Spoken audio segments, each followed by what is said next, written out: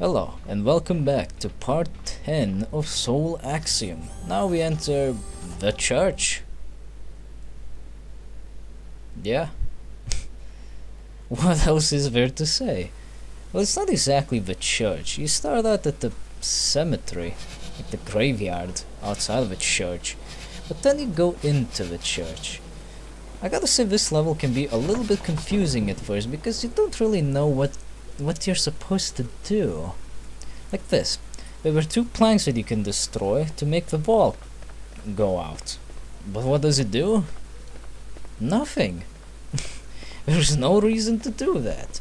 Also, you can pull out some of the random graves to find stuff, but this is the only one that you need to pull out for any significant reasons.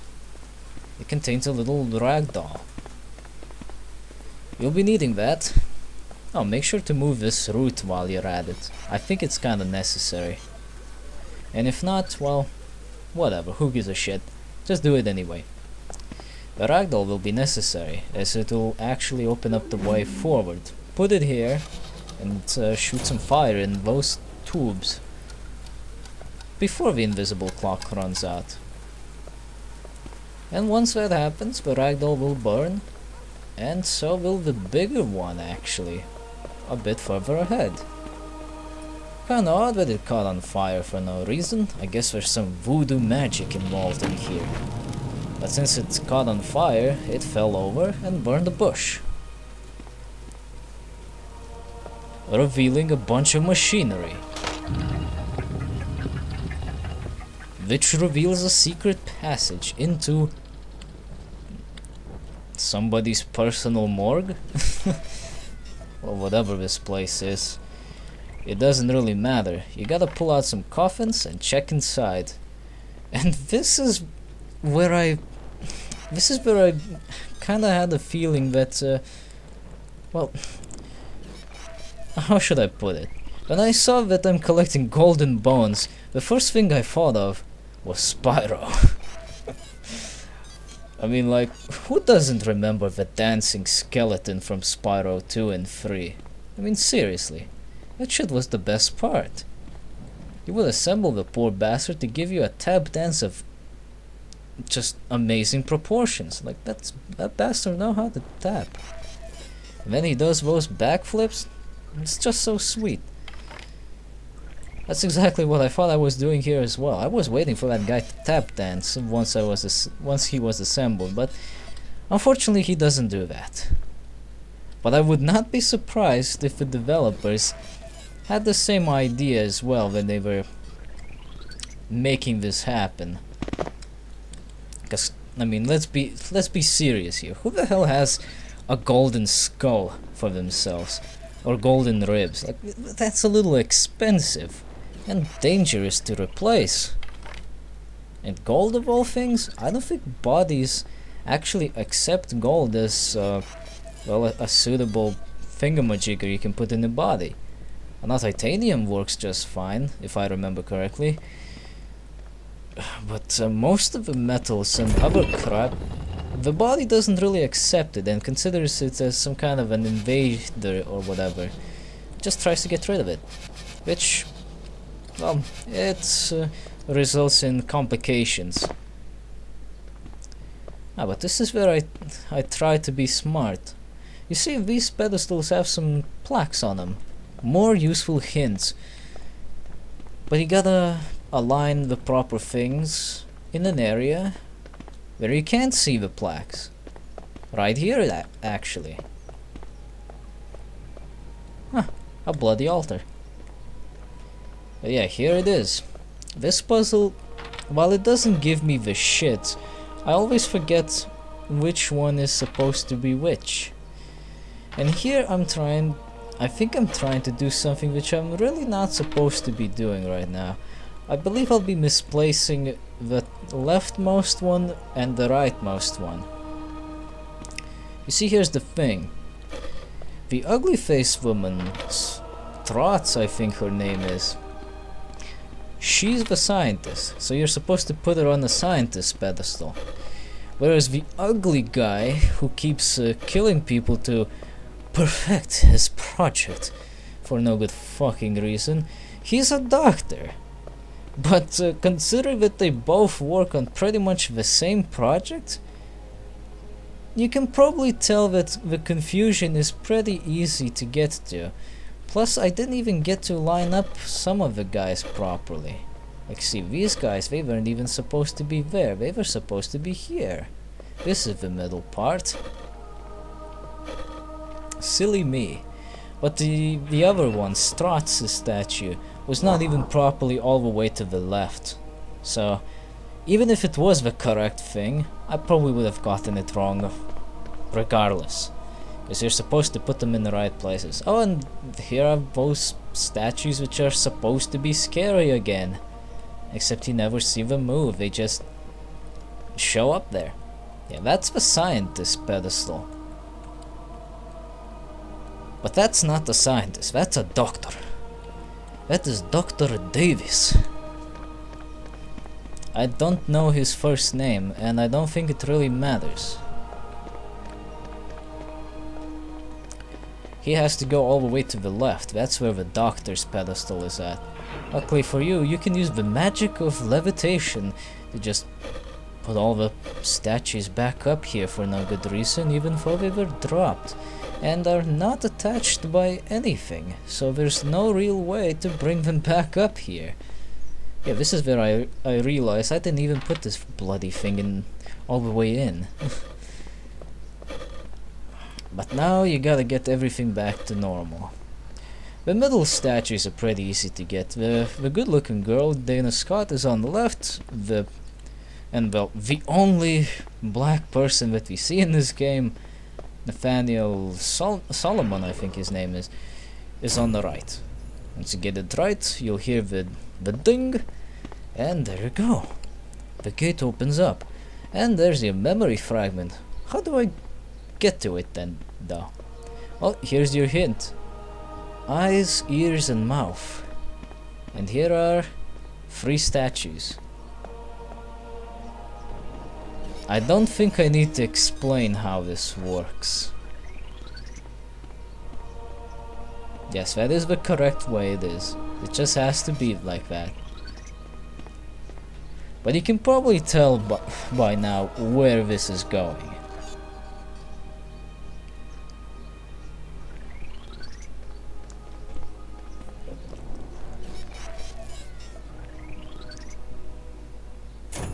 Line up the statues properly according to your hint, and the force field around the memory fragment will be dropped, allowing you to access it proper.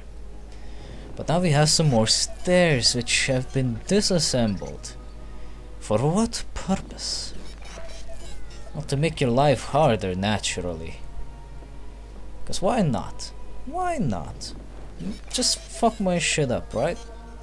Makes everything so much easier.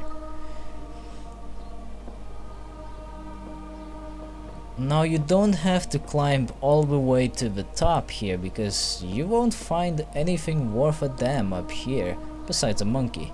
But you will find this bell. Keep that bell in mind. It'll prove to be somewhat significant.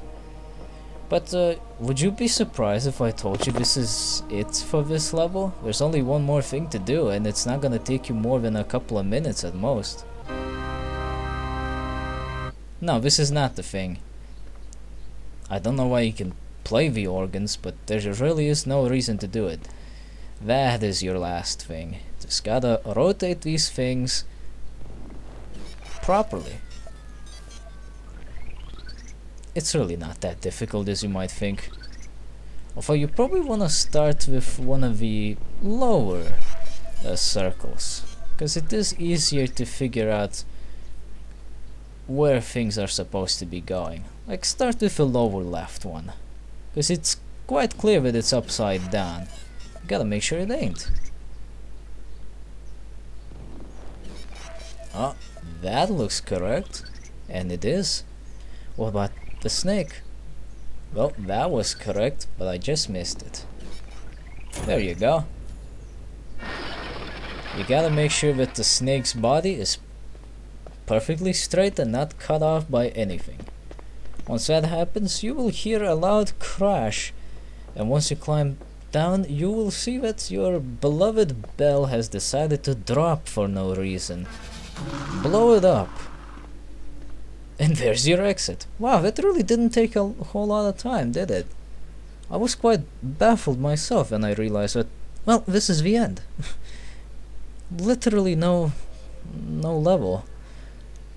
In fact, the memory fragment section, which we're in right now, takes a bit longer than the level itself. It's quite spectacular. This is a fairly simple thing to go through though. You just need to align either the room or pieces in the room so that the laser can just shoot. It may not hit the intended target, but it will be close enough, meaning you can just step inside of the beam and finish the job by yourself. Like so. Every time you blow up one of the orbs, well, this big old tube will move away. It'll either move down or something else. Just keep blowing up orbs. It won't take you long.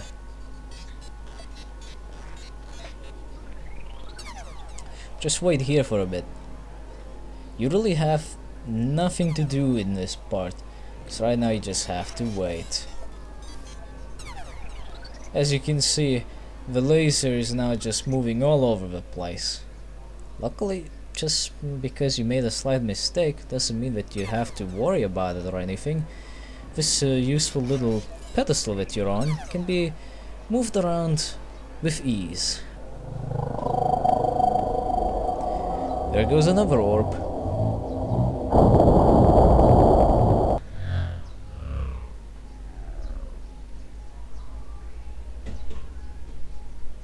And there goes the laser. Went all the way down. And I think it hit another orb. Yes. Which means now you have access to other pieces in this level to manipulate. Just fuck around with them until you get your shit straight. It really shouldn't take you that long. This is probably one of the easier, if not the easiest one of the memory fragment levels. It's so straightforward, it requires almost no effort. More things can now be rotated, which means you just simply have to... Well, you'd think you'd have to get the laser close enough to the last orb. But no, don't be fooled. You'll actually be shooting the said orb from the other end of the room. As you can see for yourself. That's a bit annoying. Here we go. Get over here. Don't bother shooting that, it'll only bounce back into you. There really is no reason to do that. But you know, I'm stupid, so I have to do something dumb. That's when I realized, oh wait, what am I doing? This isn't the right way to smart. That's much better. Once you destroy the last orb, and the goal hand, for that matter, your pedestal will be unlocked. You'll be able to climb out and claim your prize. You know, these souls look awfully familiar. I don't know, might be just me. Oh, this is the best cutscene. Everybody calls me a hero, but I failed you guys when you needed me the most. If only Alicia existed when you were alive, I could have saved you. I promise I won't make the same mistake again. What I'm planning will literally save the world. Alicia is the enemy of God. What you've created is blasphemy. Don't you just hate it when a religious fanatic tries to ruin your day? Alicia is the enemy of God. What you've created is blasphemy. That was a blast for me.